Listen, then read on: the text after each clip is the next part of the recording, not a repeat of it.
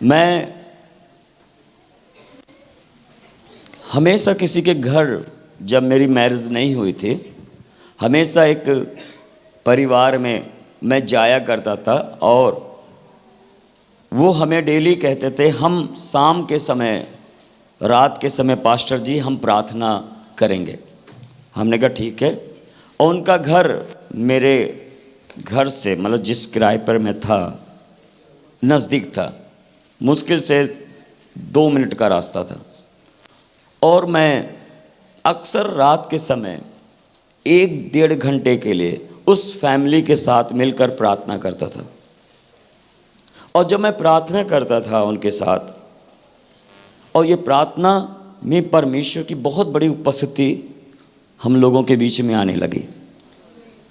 और उस घर में, जिनके घर में रहते थे, उन्होंने इसीलिए रखाया था प्रार्थना कि पास्टर जी हम लोग तो प्रार्थना नहीं कर पाते, मगर आप साथ दोगे तो हम प्रार्थना करेंगे और प्रार्थना में बढ़ेंगे। हमने कहा प्रार्थना करना मामूली बात नहीं है, क्योंकि हमें आत्मिक दुनिया में प्रवेश करना होता है। आमीन। और उन्होंने कहा कि श्योर पास्टर, हम साथ में मिलकर प्रार्थना करेंगे, आप आ जाया करो, क्योंकि आप मैरिज नहीं हुई, आप कुंवारे हो, अपने घर में अपने चर्च के अंदर बैठकर प्रार्थना करते हो, क्यों ना हमारे साथ प्रार्थना करो। तो ऐसे मैं डेली उनके घर में जाने लगा और हम मिलकर प्रार्थना करने लगे। जब मैं प्रार्थना कर रहा था, महीने, हफ्ते, 6 महीने निकलते चले गए। एक दिन जब मैं अपने चर्च वाली स्थान से, जो रेंट पर था, किराए पर था, मैं उनके घर में जाने के लिए जैसे मैंने प्रार्थना की, क्योंकि मेरी एक आदत है, जब मैं घर से बाहर निकलता हूँ या अपनी कार लेकर बाहर निकलता हूँ या कहीं पर भी जाना होता है, हम पहले प्रार्थना करते हैं। और तब मैं उस घर में जाने के लिए मैंने दरवाजे पे खड़ा था और बाइबल लिए हुए था। मैं प्रार्थना करने लगा, परमेश्वर मैं आज जा रहा हूँ प्रार्थना करने के लिए, जबकि मैं डेली जाता हूँ, वहाँ पे भी प्रार्थना करना है, मगर मैं रास्ते में जब मैं जाऊँ, परमेश्वर आप मेरे साथ हो। और जब मैं प्रार्थना कर रहा था, सच माने मैंने एक अपनी अनुभव को बताता हूँ, एक विचित्र चीज मैंने अपने लाइफ में देखा। उसी टाइम मैंने एहसास किया कि कुछ है जो मुझे रोक रहा है। और मैंने, आंख बंद थी मेरी, और मैंने देखा कि एक बहुत बड़ा विशाल एक सांप, जो 15-16 फुट का होगा और इतना मोटा था वो, उसका फन बड़ा था, उसने मुझे पैरों से लपेटना शुरू किया और मुझे कंधे तक बांध दिया। ये सब कुछ मैं देख रहा हूं आत्मा में। और तब मैंने कहा ये तो कुछ और बात हो रही है मेरे साथ। और तब मैंने उस शैतान को मैंने डांटा, बोला तेरा कोई अधिकार नहीं है जो तू मुझे बांध सके और मुझे आराधना करने के लिए, मुझे उस घर में जो मैं डेली जाता हूं प्रार्थना करने के लिए, उनके साथ मैं बैठता हूं, तू मुझे रोक नहीं सकता है। क्योंकि उसका काम था मुझे रोकने के लिए कि मैं वहां ना जा सकूं और मैं अपने घर में रहूं। और मेरे पैर हिल नहीं रहे थे, मेरा शरीर नहीं हिल रहा था। और तब मैंने कमांड किया, उसे डांटा, बोला यीशु मसीह के नाम से मुझे छोड़ और चला जा। और उसी घड़ी जैसे उसने मुझे लपेटा था, वैसे उसने मुझे खोल दिया और वो निकल गया, भाग गया। आमीन। और तब ये चीज को मैंने अनुभव किया और मैंने कहा नहीं, परमेश्वर हमें और आपको एक आत्मिक युद्ध में रखा हुआ है, जहां आप और हम कहीं ना कहीं जो है अनजाने में हम आत्मिक दुनिया में हैं, जो कई लोग नहीं जान रहे। मगर बाइबल हमें ये बताती है कि वाकई में आप और हम एक आत्मिक युद्ध कर रहे हैं। कई बार आपकी जिंदगी के अंदर ऐसे होता होगा, जब आप चर्च के लिए निकलते हैं, उसी समय तूफान उठता होगा आपके घर के अंदर, लड़ाइयां होती हैं, कुछ ना कुछ ऐसी बात हो गई, कुछ ना कुछ नुकसान हो गया। जैसे आप चर्च के लिए कदम बढ़ाते हैं, शनिवार आपने अच्छी तैयारी की होगी और अच्छे से कपड़े प्रेस किए होंगे, सारा कुछ तैयार करके आपने रखा होगा, और जैसे आप सुबह टाइम होता है चर्च जाने के लिए, उसी समय आप देखते हो कि कोई ना कोई प्रॉब्लम आपके सामने आ जाती है, और तब आप कहते हो छोड़ो, चर्च रहने दो, मुझे जाने की जरूरत नहीं है, क्योंकि क्यों, मेरा मूड खराब हो गया है, ये चीज हो गई मेरे साथ। कारण यही था कि आप चर्च जा ही ना सको, और आप देखो 15 मिनट के बाद सब कुछ सही हो जाएगा। कितने लोग समझ रहे मेरी बात? आमीन। क्योंकि बाइबल हमें बताती है कि परमेश्वर का वचन ये कहता है, इफिसियों के 6 अध्याय और उसके 10 से लेकर 12 वचन में इस प्रकार से परमेश्वर आपको और हमको समझाता है। और यहां पे लिखा है, निदान प्रभु में और उसकी शक्ति के प्रभाव में बलवंत बन जाओ। आमीन।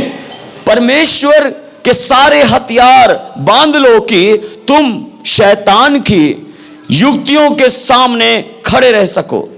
और परमेश्वर का वचन कहता है, क्योंकि हमारा या मलयुद्ध लहू और मांस से नहीं, परंतु प्रधानों से और अधिकारियों से और इस संसार के अंधकार के हाकिमों से और उस दुष्ट की आत्मिक सेना से है जो आकाश में है। बोलो हालेलुया।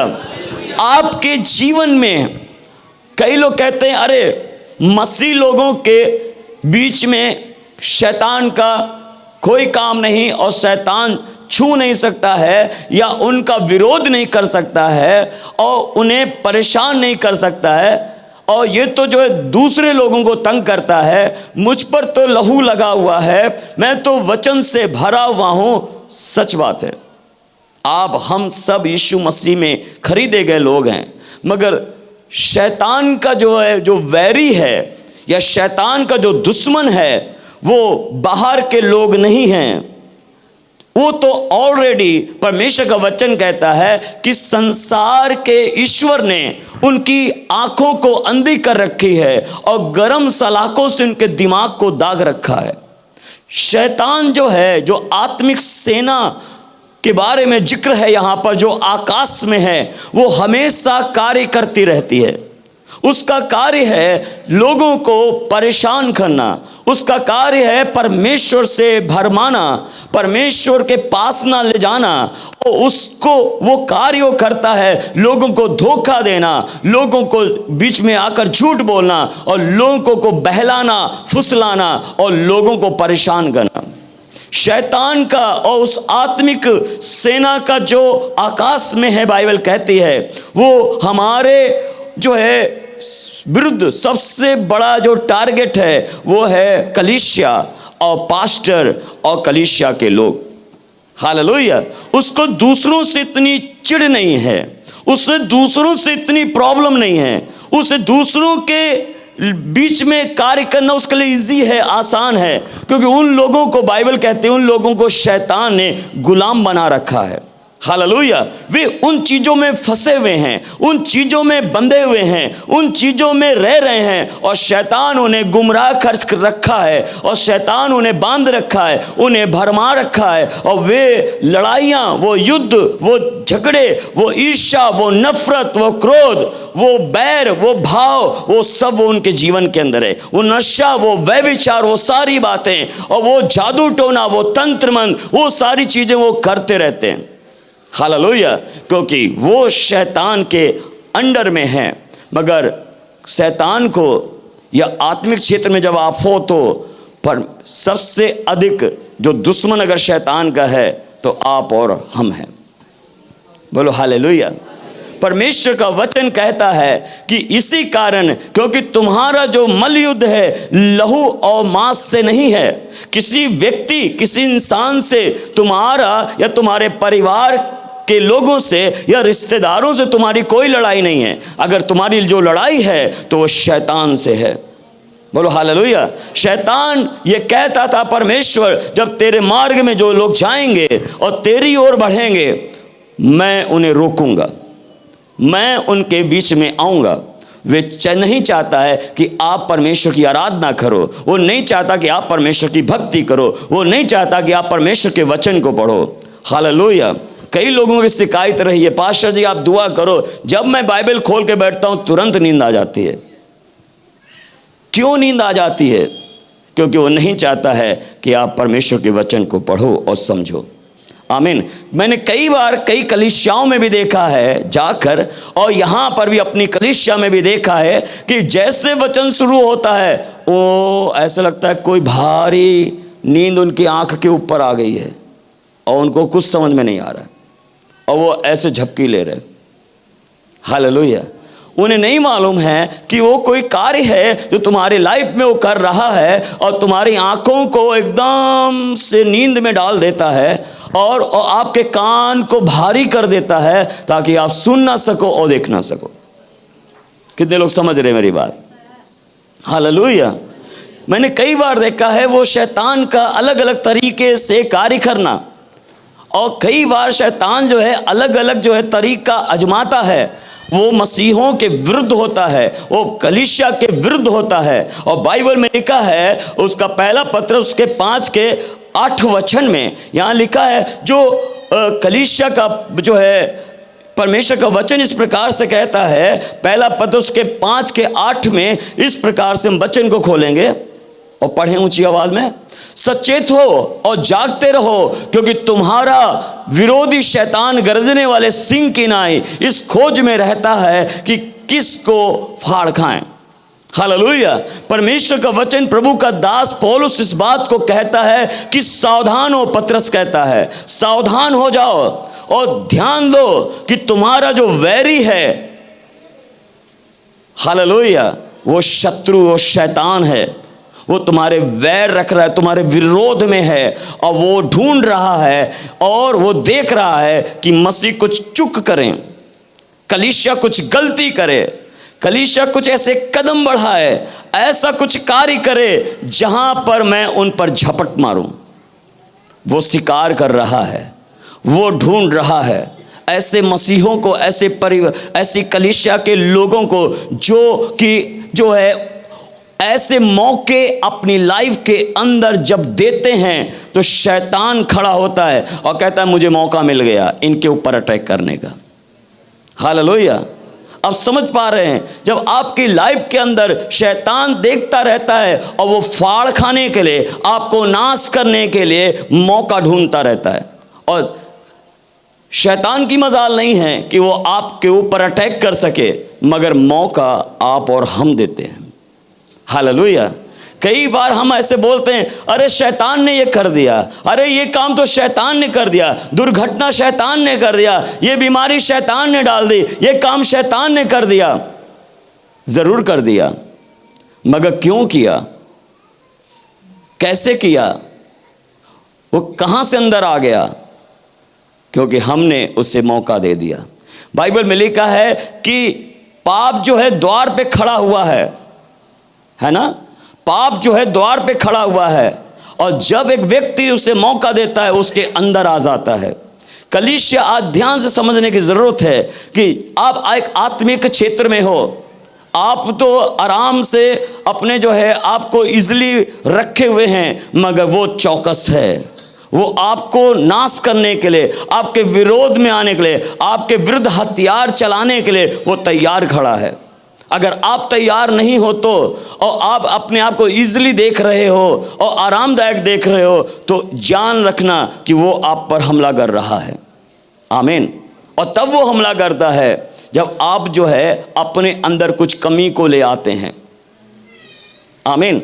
यूसुफ के जीवन के अंदर, जब यूसुफ जो है अपनी लाइफ के अंदर जब वो उस संघर्ष की और गुजर रहा था, और उसके जीवन में बहुत सारे संघर्ष थे, और वो बहुत ही गुलामी की स्थिति में था, और जब वो पोरीपात के घर में था, शैतान ने उसके ऊपर हमला किया। पोरीपात की पत्नी, जब वो मालिक उसका चला गया दूर देश को, तब शैतान कह रहा है, उसकी पत्नी की लाइफ में से होकर कह रहा है मेरे साथ सो जाओ। एक गुलाम को, वो हट्टा कट्टा जवान लड़का था, और तब वो उसकी मालकिन कह रही मेरे साथ रात गुजारो। आमीन। मगर यूसुफ ने अपनी लाइफ में उसे मौका नहीं दिया। अपने कपड़े को छोड़कर वहाँ से भाग गया, उसके वस्त्र को उसने खींच लिया था, तू मेरे साथ सो जा।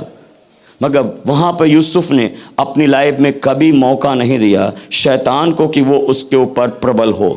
आमीन। आज आपकी लाइफ के अंदर कहाँ आप मौका देख रहे हो? शैतान आपको ढूंढ रहा है, वो गर्जने वाले सिंह के समान है, वो ढूंढ रहा है आपके ऊपर अटैक करने के लिए। और जब आप मौका देते हो तब आपके ऊपर वो हमला करता है। आमीन।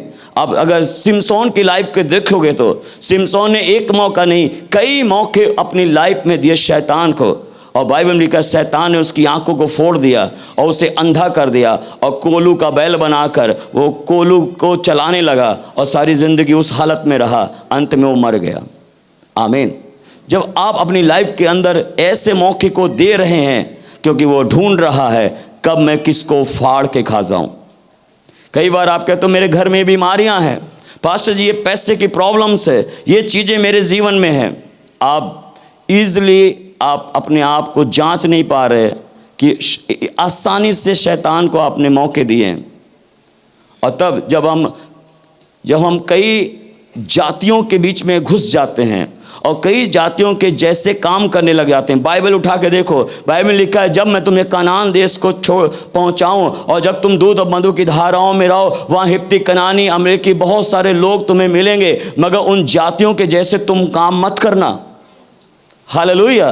क्यों परमेश्वर ने कहा उन लोगों जैसे काम मत करना? क्योंकि वो मूर्ति पूजा कर रहे हैं, वे बलियों को चढ़ा रहे हैं, वो जो है होम बलि कर रहे हैं, वो जो है ऐसे प्रतिमाओं के आगे जो है मत्था टेक रहे हैं, उन जो है उन तारों और सूरज और चांद की प्रतिमाएं कर रही हैं। तुम सब उन जैसे काम मत करना।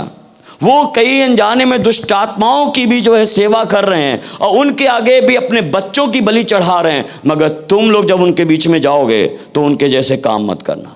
बोलो हालेलुया। कई बार हम और आप अपनी लाइफ के अंदर, क्योंकि हमारे बगल में कोई और फेस्टिवल का आ गया सीजन, और तब हम अपने परिवार के बगल वाले रिश्तेदार, सामने वाले, उन्होंने लड़ियाँ लगाई हैं तो हम भी अपने घरों में लड़ियाँ लगा लेते हैं।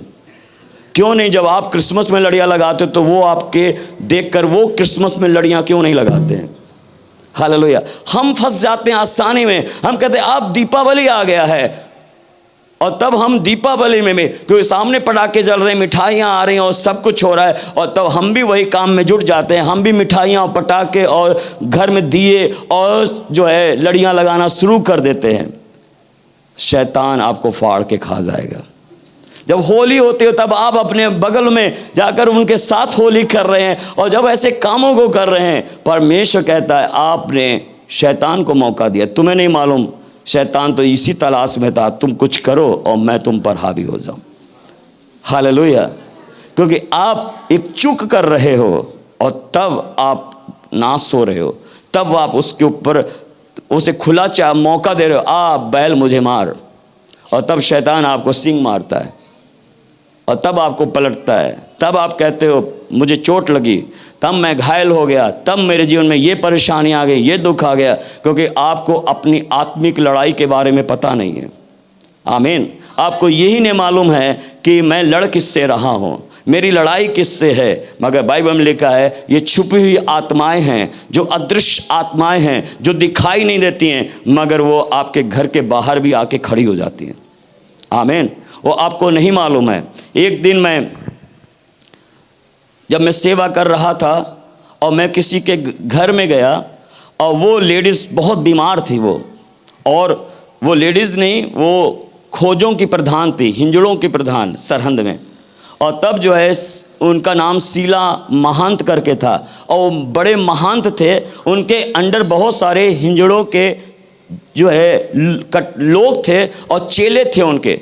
ये जो लेडीज़ थी या हिंजड़े की प्रधान महंत थी, इन्होंने जो है अपने घर में बुलाया, और तब मैं एक आंटी के साथ में मैं उनके घर गया। 6 दिन से वो PGI के अंदर CMC हॉस्पिटल लुधियाना में वे एडमिट थे, और पता नहीं क्या उनके साथ हुआ था। और जब वो घर में भी आए तब भी वो बिस्तर पे लेटे हुए थे। और तब शीला महंत जो थी मुझे उनके पास ले जाया गया, सारे हिंजड़े इकट्ठे हो गए और मुझे बोलेंगे पास्टर जी ये महंत जी हैं, इनके लिए दुआ करनी है। और तब मैं महंत जी के पास जाकर मैंने पूछा क्या हुआ। बोला मैं सब कहते हैं ये उठ भी नहीं सकती, हिल भी नहीं सकती है, ये तो डॉक्टर ने कहा इसकी सेवा करनी है, बस ये चंद दिनों की मेहमान है। और तब मैंने प्रभु के बारे में बताया, यीशु के बारे में बताया उस महंत को। हमने कहा पता है यीशु कौन है? वो जीवन देने आया है, मौत देने नहीं आया है। मौत तो शैतान देता है। हालेलुया। हमने कहा आप अगर यीशु पर विश्वास करोगे, यीशु आपको उठाकर बिस्तर से खड़ा करेगा। और तब मैंने उसके लिए प्रार्थना की और ऑयल लगाया, उनके लिए ले हैंड किया। और जब प्रार्थना करके मैं उन आंटी जी के संग वापस आया, रात के समय तकरीबन 10:30 बजे होंगे और 11 के करीब था वो टाइम। जो आंटी मुझे लेकर गए थे वो प्रभु में हैं, वो अपने घर में बैठे बाइबल पढ़ रहे थे और बाइबल के कुछ आयतों को पढ़ रहे थे। शैतान उनके सामने आके खड़ा हुआ और बोलने लगा तुमने मुझे उस महंत के अंदर से क्यों निकाला? तो ये तो घबरा गए, बोले मैंने नहीं निकाला, पास्टर ने निकाला। हालेलुया। और तब वो शैतान, और तब मैं यहाँ बैठा प्रार्थना कर रहा था, और जब मैं प्रार्थना कर रहा था शैतान आकर मेरे सामने खड़ा हो गया। अलग अलग जगह दोनों बातें हो रही हैं और शैतान आके खड़ा होकर मुझसे कह रहा है तुमने मुझे महंत के अंदर से क्यों निकाला? हमने कहा अच्छा तो तुम ही बैठे थे अंदर? बोला हाँ मैं तो कब से उसके अंदर था, तुमने मुझे जाकर छेड़ दिया, तुमने मुझे निकाल दिया, मैं तो उसके अंदर बड़ा एंजॉय कर रहा था और उसको साथ लेके जाऊंगा। हमने कहा भाग जा यहाँ से, तू उसे लेके नहीं जा सकता है, चला जा, ना सरहंद में रहना, ना विश्वासियों के पास जाना, और सीधे बाहर निकल जा, आहा कुंड में चला जा। और वो सीधे दुम दबा के भाग गया। और तब मैं अगले दिन सुबह 11 बजे आंटी के को साथ लिया और आंटी के पास जैसे गया, आंटी डर रहे। हमने कहा क्या हुआ आंटी? कह रहे पता दुष्ट आत्मा मेरे पास आई थी रात के समय और दुष्ट आत्मा ने मुझे बोला मुझे क्यों निकाला है? हमने कहा पास्टर जी निकाला, तभी तुमने मुझे उस शैतान को मेरे पास भेजा था। बोला हाँ हमने तो पास्टर के बाद, हमने कहा तुम मुझे फंसाओगे। हमने कहा उसको तो मैंने भगा दिया। बोला अब चलो महंत के पास। और जब मैं महंत के पास गया, मार्च का महीना था, महंत ऊपर धूप सेक रहे थे और वो सारे हिंजड़े के जो चेले थे सब महंत के, वो आके मुझे घेर लिए, क्या कर दिया था? हमने कहा लगता चली गई वो सब मुझे बोल रहे कि पास्टर जी आपने किया था क्या, कल क्या कर दिया था? मैं तो डर गया, मैंने कहा लगता टपक गई वो। आमीन। और तब मैंने जो है बोला कहाँ है महंत उसका? मैं बिस्तर देख रहा हूँ। बोला यहाँ लेटी थी, कहाँ गई? कह रहे वो तो उसी दिन, कल के दिन जब आप आए थे दोपहर में बढ़िया रोटी खाया उसने। आमीन, हालेलुया। और तब उसने बताया कि अरे वो तो सीधा पौड़ी चढ़ गई ऊपर, ये तो बिस्तर से हिल नहीं पा रहे थे, वो पौड़ी चढ़ गई। हमने कहा गुड, वेरी गुड। मैं सोचा तो सत्य ऊपर पौड़ी चढ़ गई। आमीन। और तब जो है वहाँ पर मैं सुबह मुझे महंत के पास जब मैं गया ऊपर छत पर, बोला धूप में बैठी हुई है, और हमने महंत जी से बोला कैसे हो आप? बोला बहुत अच्छे, आपके प्रभु ने मुझे चंगा कर दिया है। बोलो हालेलुया। आप एक आत्मिक क्षेत्र में हो, आप एक आत्मिक दुनिया में हो जहाँ 24 घंटे युद्ध हो रहा है। अगर आप के बारे में प्रभु का वचन कहता है आप एक सोल्जर हो, आप एक सिपाही हो। बोलो हालेलुया। आपके पास परमेश्वर ने वो सामर्थ्य दे रखा है, जब आप अपने जीवन में मौके को अगर आप दोगे तो वो शैतान आपके ऊपर अटैक करेगा, मगर आपका काम है शैतान के ऊपर अटैक करना। बोलो हालेलुया। और तब वहाँ पे लिखा है, परमेश्वर के वचन में लिखा है, इफिसियों 2 कुरिन्थियों उसके 2:11 में इस प्रकार से लिखा है। हम देखेंगे परमेश्वर के वचन को, 2 कुरिन्थियों उसके 2:11 में इस प्रकार से लिखा है। हम पढ़ें, कोई भी पढ़ेगा।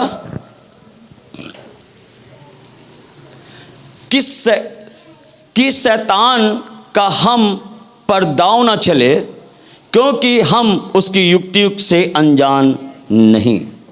आमीन। कितने लोग शैतान की युक्तियों से अनजान हैं? हालेलुया। जब आप शैतान की युक्तियां, प्लानिंग, योजनाएं अगर आपको नहीं मालूम है तो आज आपको मालूम होना चाहिए। हालेलुया। जब आप थोड़ा सा भी आप उससे चूक करते हैं और उसका दांव आपके ऊपर चल बैठता है। आपको पता होना चाहिए मेरा दुश्मन कौन है और वो कैसे कैसे हथकंडे आजमाता है और कैसे कैसे हमारा सामना करता है और किस तरीके से वो दांव पेंच लगाता है हमें गिराने के लिए। परमेश्वर का वचन कहता है तुम उससे अनजान ना रहो। बोलो हालेलुया। अगर आप अनजान हैं तो और आपके ऊपर वो दांव खेलेगा और आपको गिरा देगा। इसीलिए बहुत सारे मसीह लोग आज जो है पता कहाँ हैं, बाबे और सयानों के पीछे घूम रहे हैं, धागे और ताबीज बंधवा रहे हैं। मसीह लोगों का ये हाल है, तुम अनजातियों का कितना बुरा हाल होगा। उसने पूरी तरह अनजातियों को कैप्चर कर रखा है। वही है, उन मत्थों को टेक रहे, वहाँ जाके बाबों के सामने चिमटे खा रहे हैं, वो धुनी मार रहा है, उनके आगे मिर्च सुलगा रहे हैं। और कई मसीहों को देखा है नींबू और मिर्च भी टांगे हुए अपने घर, गाड़ियों के नीचे और घर के ऊपर, दुकानों के अंदर। हालेलुया। टोना टुटका, जादू टोना, ये सब शैतान का हथकंडा है। कई बार आपने देखा होगा, आपने बॉडी को मसाज कराने के लिए गए या हड्डी को भी ठीक कराने के लिए गए तो पहले बोलेंगे यहाँ मत्था टेको तब मैं तुम्हारा मालिश करूँगा। आपको नहीं मालूम कितने हथकंडे वो चला रहा है।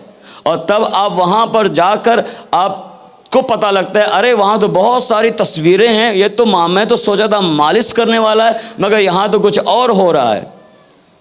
और तब आप वहाँ से निकल आते हो और कहते हो इससे अच्छा तो डॉक्टर है और मेरा यीशु मसीह है। बोलो हालेलुया। आपको नहीं मालूम